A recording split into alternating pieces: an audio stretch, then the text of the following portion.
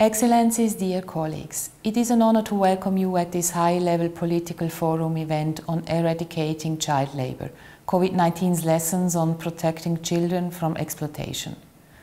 A topic that is particularly dear to me and that relates directly to this year's HLPF theme on building back better.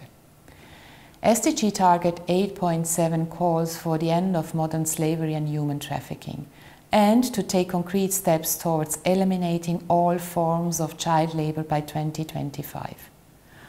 Progress in the past decades has been promising. Between 2000 and 2016, the number of child laborers decreased significantly. Since the beginning of the pandemic, however, we have witnessed a record number of children out of school and global poverty skyrocketed. I am particularly alarmed that the number of child laborers increased last year for the first time in 2 decades, amounting to 160 million globally. This figure is staggering, as we observe significant increases in laborers between the ages of 5 to 11, as well as children trafficked into hazardous work. We are witnessing children worldwide working long hours under dangerous and exploitative conditions, sometimes 7 days a week. With millions of children out of school during the pandemic, the risk of child exploitation has increased alarmingly. UNICEF predicts that 24 million children whose educations were affected by the pandemic will never return to school. By the end of 2022, the total number of child laborers is expected to rise, adding an additional 8.9 million to the total.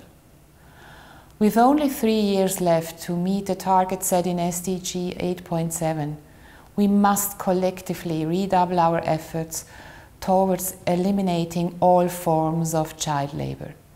This requires reducing vulnerabilities, fighting inequalities and protecting children and enabling them to be agents of change themselves. As also Liechtenstein's Minister for Education, I know firsthand the challenges to keeping schools open, but we must ensure access to education for all children at all times.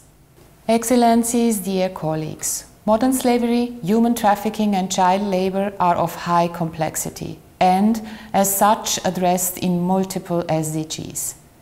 It is clear that states alone cannot fight these crimes. This is why Liechtenstein, together with international and domestic partners, launched the Finance Against Slavery and Trafficking initiative FAST, a global public-private partnership that has leveraged the financial sector in the fight against slavery and trafficking, responding to calls from the Security Council and the framework offered by the 2030 Agenda, among others. The importance of high-level global and regional forums dealing with trafficking and slavery, like the HLPF, is without question, not least because of the crime's transnational nature. We are looking to forge new partnerships, in particular with other governments and financial institutions themselves.